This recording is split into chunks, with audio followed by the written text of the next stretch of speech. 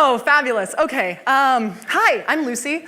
I wanted to thank all of you who have complimented me on this necklace this weekend. It's very nice of you to do, but it belonged to my grandmother. It's a very dear piece to me. I wear it because it feels like armor. So I'm going to take it off now. Okay. Little clicker. So, yeah, content warning, I'm going to talk about numbers. I'm going to name some figures, and I know we all get kind of uncomfortable about that. I get really uncomfortable about that. That's why I've been losing it for months now, and I thought I would just warn you in case anyone's number sensitive. So, just so you know, we're going to backtrack. Hi, everybody. I'm Lucy. I'm Lou Bell Woo on Twitter. Please say hi. I would love to meet your smiling faces either in person or on the internet. And I like boats a lot. That's kind of my brand. I'm a cartoonist. I make comic books, comic boats. This is the Lady Washington on the left there. That's the first tall ship that I ever worked on. It's actually a photo from the first day I ever saw the Lady Washington in 2011. No, sorry, 2006. Long time before that. This is deep history. And the ship on the right is a vessel that I was just working on a couple weeks ago. I make comics about what it is like to be a tall ship sailor, because being a tall ship sailor is really cool. There's me. Being a tall ship sailor, let's just blow that up. In case you couldn't tell, there it is. Yeah, we're just gonna make that a little bit bigger. Cool. That's my brand in an image, just in case you were wondering. And I've been making comics since 2010. I make comics about a lot of other things as well. I bill myself as an adventure cartoonist, which is probably why I'm dressed kind of pirate casual today. Business pirate, I think, is the term we decided on. And a lot of times people stop me at conventions. They ask me, wow, that's really cool. Who are you cosplaying as? Myself. Sorry. So I wanted to tell you guys about this year specifically, but in the past I have gone out into the world and done things and made comics about doing things, like rafting through the Grand Canyon on an inflatable raft a couple times, or going into a sensory deprivation tank, or being on a tall ship. I like experiences. I like doing things in the world. This will become important later. But mostly I want to tell you that I have had the best year. It's been so good. But wait! I'm going to disprove everything I just said. So last summer, in July, I kickstarted my book, Baggy Wrinkles, A Lover's Guide to Life at Sea. It is a collection of all the comics I've made about tall ship sailing, and it was way more successful than I could have possibly anticipated, which was very exciting. And I raised $43,625. What the fuck? And this set off a chain of events, and I knew things were going to be different if I had a book. And the book contains a lot of stuff about what it's like your first night on a tall ship. This is actually exactly what it's like the night before your XO talk, where you're sitting there and you can't sleep, you're too excited, and you're afraid you're going to pull the wrong rope, and then something's going to explode, and someone's going to say, Andy probably will come out and say, I'm terribly sorry, you've ruined everything, the entire ocean is broken. So there's comics like that. There's comics about why it's a terrible idea to make people walk the plank if you're trying to kill them on a tall ship. It's just irrational. Don't do it. All you tall ship owners out there, stop that. And there's a whole chapter about the history of scurvy, because I'm a huge nerd, and let's face it, weird diseases are great. So that's just a recap of that. The book was produced after a lot of humming and hawing and getting it colored and book designed. I was real excited about that. Just put my tongue on every single one of those copies. All you backers in the audience, thank you very much. And I went on a book tour. I visited museums and bookstores and comic shops all over the East Coast. Sorry, West Coast. I know I'm from here, but I was also tabling at conventions all over the place all year. So Toronto and Vancouver, New York, DC, Seattle. I was flown to Denmark to teach in a comic school there. It was fantastic. I started receiving a lot of interest from editors and publishers, so I got an agent. His name is Barry. We call him Agent Barry. He's great. There he is, being great. And the book got a starred review in Publishers Weekly. What the hell? Okay, and now it's available on Amazon. But it's also available on IndieBound, so you should go buy it from an independent bookstore. I would have put Powell's up, but they don't have the cover art on their website yet. Anyone from Powell's in the house? Can you just get it up? Okay. But it feels pretty legit, right? When people are like, oh, I know what Amazon.com is. And last week I had my book release party here in Portland. And a lot of my friends came, and a lot of fans came, and people I hadn't met before. There was a line out the door, which I couldn't see because the door was around the corner from where the table was, but I was told by people that there was a line. And it was fantastic. People who had been following my work for years, who I had never met, salty old crusty sailors and young comics up-and-coming people, and it was fantastic. It was absolutely wonderful. Now here's probably what you're thinking when I say all of that. I got an agent, right? I went on book tour, yeah. I got a fancy review in a prestigious publication. I've had the best year! So here's my real accomplishment from 2016. I got off food stamps. For the last 4 years, I've received anywhere from $80 to $200 a month, depending on what my quarterly reporting looked like for that quarter, from the Department of Human Services to keep myself fed. And I know this means breaking rule number 1 of being a freelancer, which Beav Robs, what's his name? What did he always say? Stay hungry, yeah. I don't know about you, but I don't think straight when I'm hungry. I get panicked and small and shaky and muddled and hopeless. Maybe I'm just hypoglycemic, I don't know. But when I applied for food stamps, I sat down for my interview at DHS, and I told the guy, I was like, look, I know this is all my paperwork. There's got to be someone who needs this more than me. And he looked at me and said, 80% of the people who come in here say that. And you qualify. So take the help. And before you ask, no, this is not the everyone go out and get on food stamps talk, okay? I just want to make that perfectly clear. I just want you to know that this is how I got here, and this is what it looks like from the inside for me. Because whenever I tell my friends about my real accomplishment for 2016, I'm not shy about it. There are lots of things in my life that count as big traumatic incidents that have not affected me the way that we're told trauma is supposed to affect people. And I'm not saying this is a trauma, it's just a taboo subject. And people were shocked. Everybody was really shocked. Nobody guessed, nobody knew, and I hadn't been hiding it, it just hadn't come up. And it probably hadn't come up because I was afraid of invalidating my success. And when I got asked to speak at XO, that was the scariest thing I could think of, was to stand up here and tell you some numbers about what I make. So while I've had that government support, I've done freelance jobs and conventions, and I've sold books in my online store, I've done teaching gigs, I've made comics, I've done freelance stuff. I have been working my ass off. And somehow I'm still staying below the threshold of earnings that would allow me to say I'm doing this on my own. Of course, as we know, as Andy said in the opening remarks, we're not doing this on our own. Everything I have done in the past 5 years, 6 years now of being a cartoonist, and in my life really has been made possible by my community, by the people who supported me on Kickstarter when I first got the crazy idea as a senior in college to kickstart my thesis comic, and that went really well. Those people were not comics people. They were social dancers. They were all people in the Portland dance scene who just knew that I was one of theirs and they wanted to see me succeed. And it's been people supporting me on Patreon. And it's been people shouting out on Twitter and helping get the word out about my work. It's been people in Portland telling their friends to come to my events. And yeah, also it's been support from the government. Because the generosity of people who see my enthusiasm and want to help me act on it is what helps me keep the lights on. So at the XO opening party last year, a woman came up and asked if she could introduce herself to me, which was really weird because that had never happened before. And it turned out she was one of my patrons, which had also never happened before.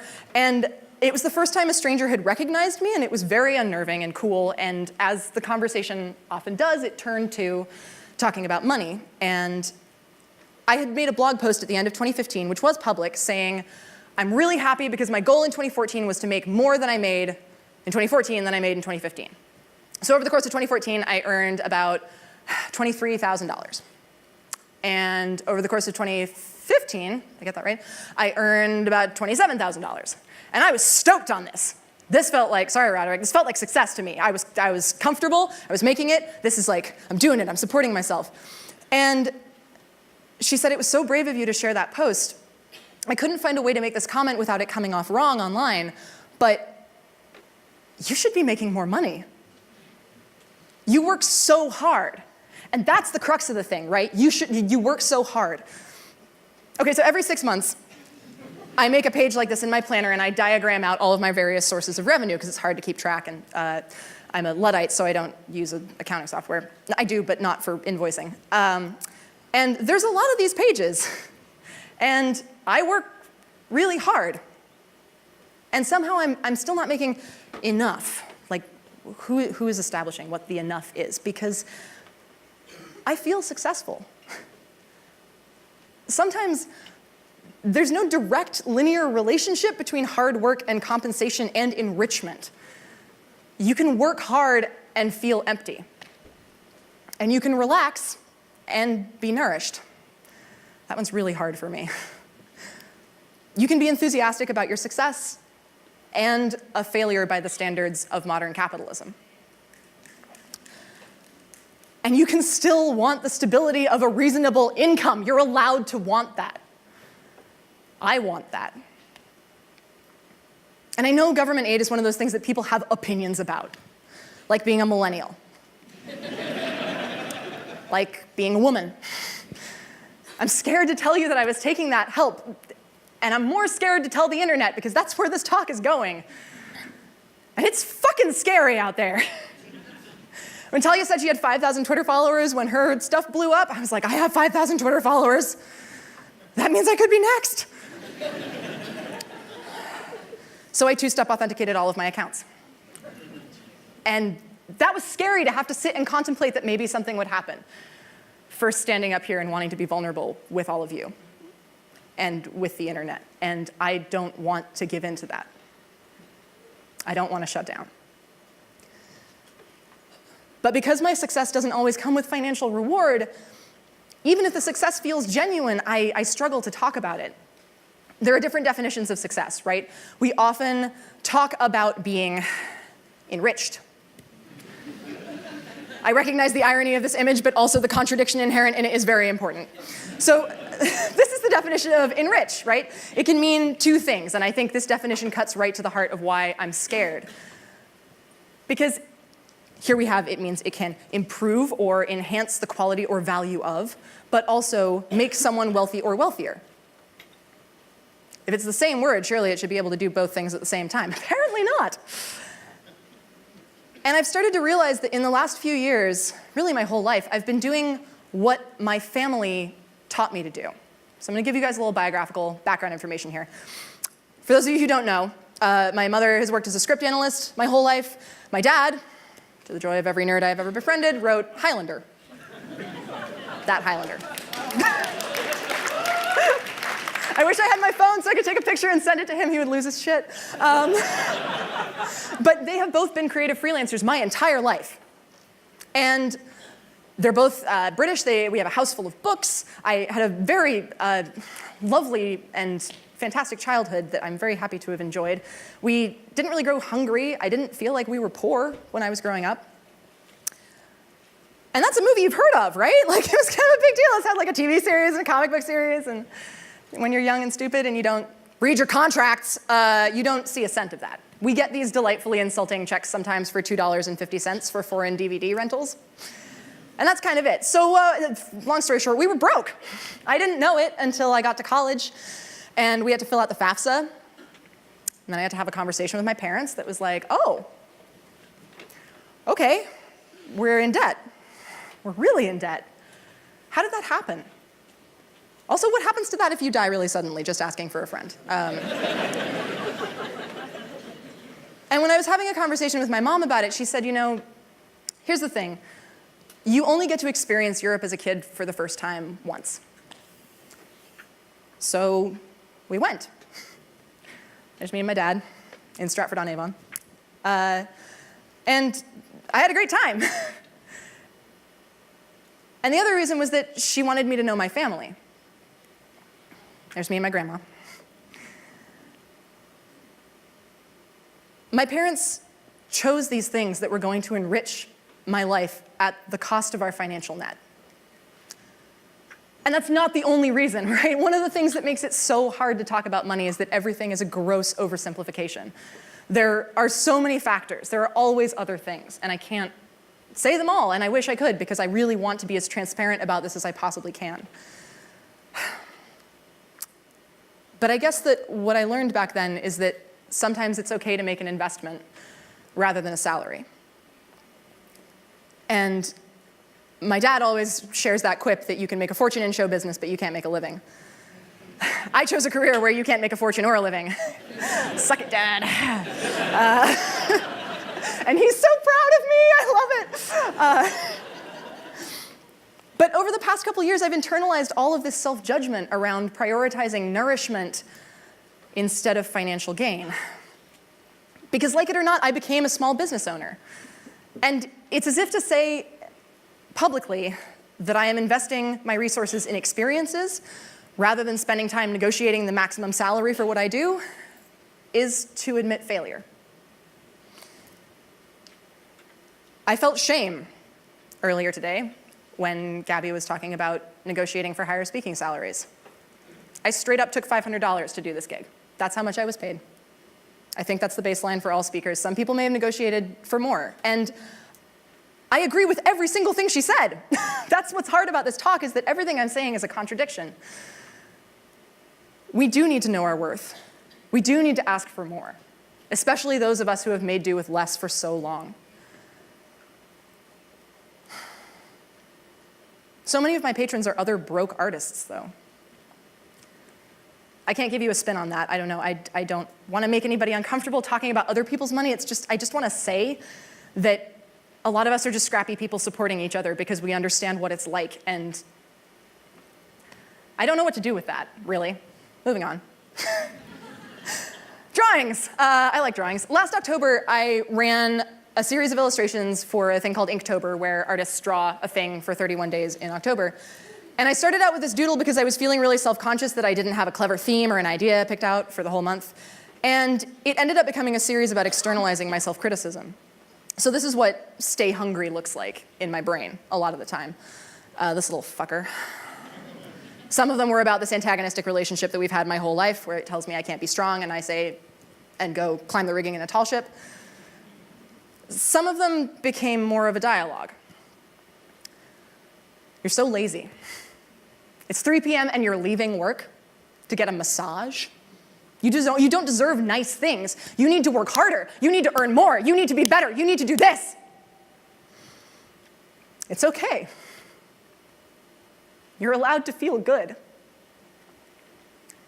A lot of people like that one. I wonder why.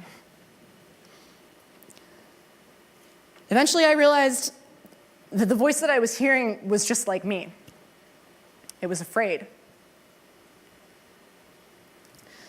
Whenever I talk about money, I try to be honest about the privilege that has enabled me to do this full-time for the last 4 years, since I got out of college.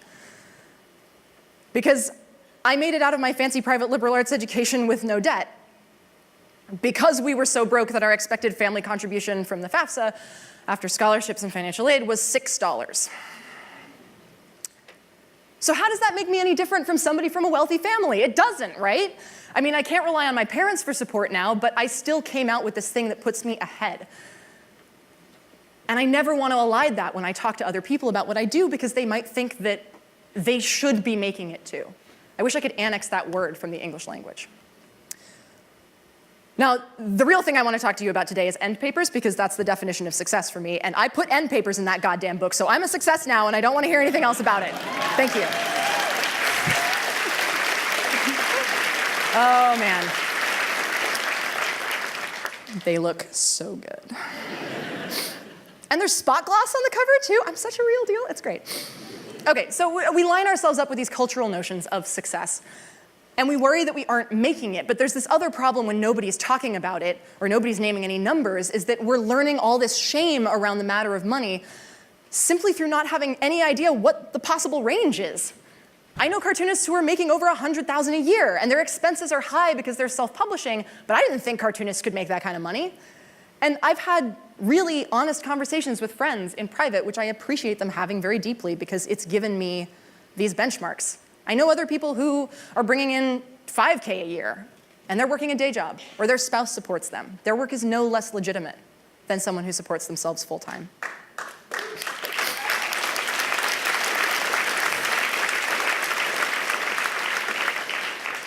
And there are people who have worked for 10 years and built a career the legitimate linear way that we're told that careers are supposed to work. That is also legitimate. It turns out all of these people are scared to talk about money. Even the successful ones, what? Okay. Because there's this thing that happens now that I say, hey, I got off food stamps, let's all feel really good about that. Because there's a chance that next year, after 4 years of earning more or less the same amount that I've been earning since I started doing this, which has, I was surprised, it hasn't actually really gone up aside from the Kickstarter year, but all of that went straight back into the book. My base earning is always around $25,000, even as I've gotten more successful. And my expenses are generally around 70% of that, just for reference. So I might start to make more money at some point, and if people perceive me as being financially successful, or if I come right out and say that I'm financially successful, everyone has more opinions. It's Amanda Palmer asking her community of fans to volunteer to play on stage with her, or Pomplamoose flying their band from tour stop to tour stop. Both of those people got attacked for doing the opposite thing. It's either you're not paying them enough or you're paying them too much. Well, you're an artist, so you shouldn't make any money, but actually you have all this cash, so why can't you afford to pay for this thing? You can't win. Too successful, not stingy enough. Too fat, too thin, too tall, too short. Success is like a carapace. Perceived or real, it builds up around us and it cuts us off from the people that we love. Because there's this thing happening to people who are perceived as famous or successful where they lose the right to ask for help. Because the internet has changed fame. Someone name recognized me at an art supply store in Boston. Boston! That's like the other side of the country from here. Can you believe it? Time was if people had heard of you from that far away, you must have been a Rockefeller or a Carnegie or somebody with a lot of money, right? Who was doing a Works Progress Administration thing or whatever. I'm not so good on the history of rich people, but I'm pretty sure that celebrity used to work differently than the way it works now. The internet has changed a lot. Right? That's safe to say. That's my talk. The internet made things really different.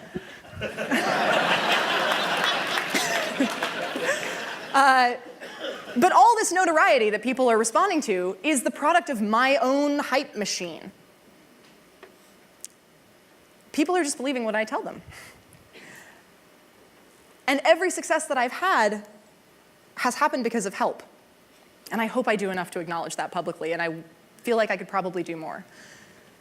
And every success that I've had comes with a string of anxious nights and strung out days. A couple months ago, I was sitting with a freelance writer friend of mine after I'd run into her at a social event, and I asked her how she was doing, and I meant it. And she said, not good. And I said, let's get brunch, because that's what we do in Portland. So we went and got brunch, and we're sitting there talking to each other, and I'm exhausted, and she's exhausted, and she's telling me that her health is on the rocks, and she doesn't know why. And she manages her Instagram account impeccably. She's a freelance writer. She does the local cocktail beat, and her feed is just beautiful drinks and happy people and everyone having a great time. And as she's telling me about the doctor's visits and the uncertainty and the test results, she looks up at me and says, I'm sick of people telling me what a good time I'm having. And something cracks open in me like a grain of wheat. I think of all the times this year when I've had the chance to see my friends, to see people in my community, and the first thing they say is, wow, things are going so well for you. And I feel that chasm get wider. And I get mad.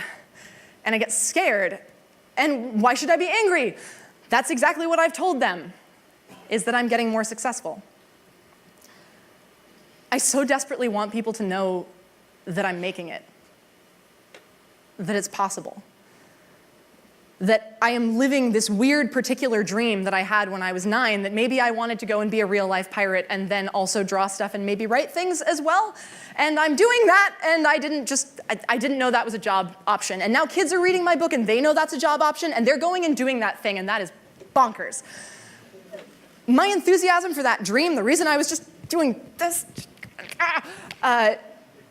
that's the glue that keeps people entranced to the idea that they could help.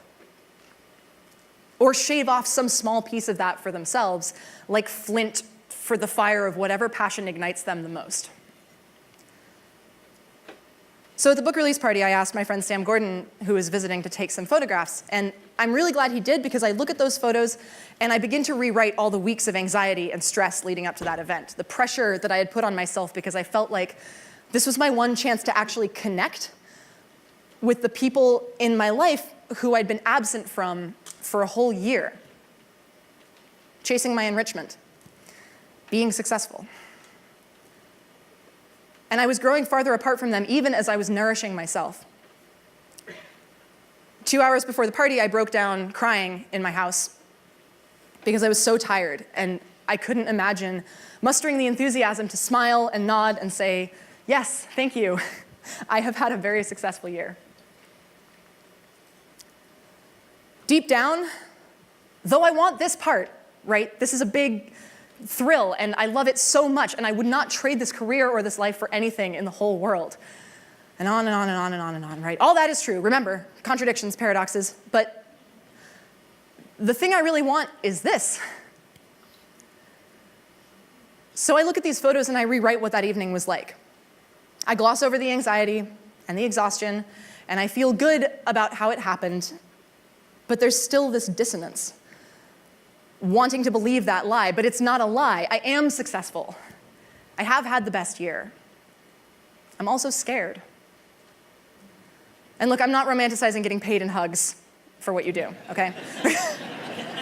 I can tell you, the prospect of being an only child with 2 aging parents who I might not be able to support or care for because they've been creative freelancers their whole lives, and I am probably going to be a creative freelancer for my whole life, is terrifying. And I'm shaking still, because after all the evidence that I've seen to the contrary, that I fear that I will say these things and that they will drop dead at your feet. In the same way that I'm worried that I will say I'm on food stamps and watch everyone's assumptions and expectations crumple into something judgmental.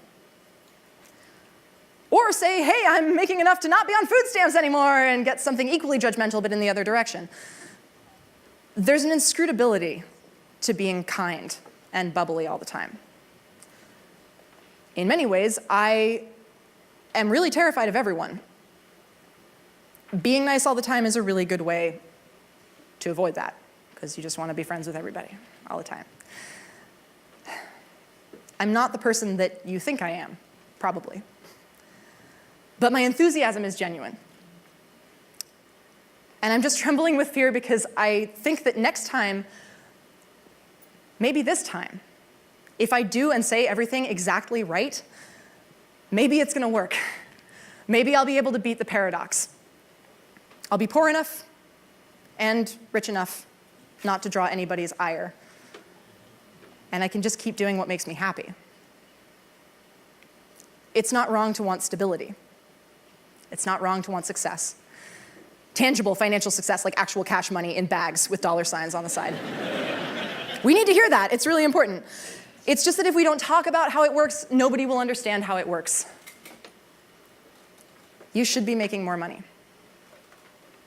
I'm sick of judging myself for making enough to get by and using the rest of my time and attention for pursuing the opportunities that nourish me. So I guess I don't have an answer to this.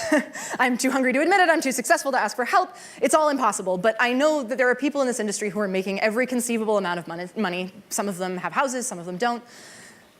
I don't want anyone to assume that the people making more money are happier, or that the people who are making less money are failing. I don't really want anyone to assume anything. Can we just stop thinking like that? Let's just stop it. So after a day of destructively maundering around the web, I wrote myself this Post-it note and put it up above my desk because Again, this is a contradiction, shit. The internet has given me everything that I want. I couldn't do what I do today without the internet. Thank you, internet. I'm sorry that I wrote that Post-it note. But it's a means to an end, and the end is here. That sounded very apocalyptic, that's not what I meant. I will now activate the doomsday device. I hope you were not looking forward to day 2 of XOXO. I linger on the internet on days when I don't know how to be vulnerable in person, I think is what I'm trying to say. And it can dehumanize us the way success can dehumanize us. It can also bring us together, like it brings us together here. In 2015, I picked a word for the year. It was ask, because I am shit at asking for help. I was shit at being vulnerable, really truly vulnerable with the people in my life. Oh, look, there's another slide. Ask. But there's this power dynamic there in asking where you need something and you're giving someone else the power to judge you or to turn you down. So this year I changed my word, because new word every year. It's tell. Because that's all I can do, is tell you how it is for me. This was the last demon drawing that I did last year. Nothing is ever going to be permanent. You can never feel safe. Everything you love will leave you. And that was what was going through my head when I started crying. And then while I was crying, I drew this comic. And it kind of surprised me that this little shit who's been following me around my entire life turned around and said, whoa, it's not your fault, right? You know that. And it feels like my fault. I should be earning more. I should be doing better. And in those moments where we get to say to each other, I don't have an answer to that, but fuck, that must feel terrible, then we get to be together in that.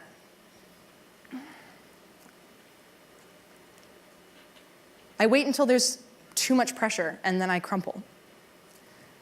I tell myself that I can only open up with the people who are closest to me, rather than trying to remember that I can open up in small ways all of the time. Although rather than practicing opening up in small ways, I just decided to come up here with all of you people and just tell you all at once and then like put it on the internet for hundreds of thousands of people to look at. Maybe this is just the most efficient way to do it? I think it is, yeah. So to show myself in a way that elides everything I've talked about does a disservice to everyone in my community, in comics or other creators in line or people in Portland, friends who may not do anything like what I do, as many of you don't, but you're still human. I don't want to make work or live a life or put up a facade that widens that gap. I want to make work that extends a hand. I want to make work that enriches. I want nourishment for all of you, in whatever way helps you the most, in whatever way enriches you the most. Be gentle with yourselves. We're all up against so much, and we're all small, scared humans. We want to be safe. And all I can tell you is that you're safe here. You're normal. Because in this weird, bizarre playing field that we've all ended up on, there is no one way to do this right. And I'm glad that you're here. Please come and tell me what it's like for you. Thank you.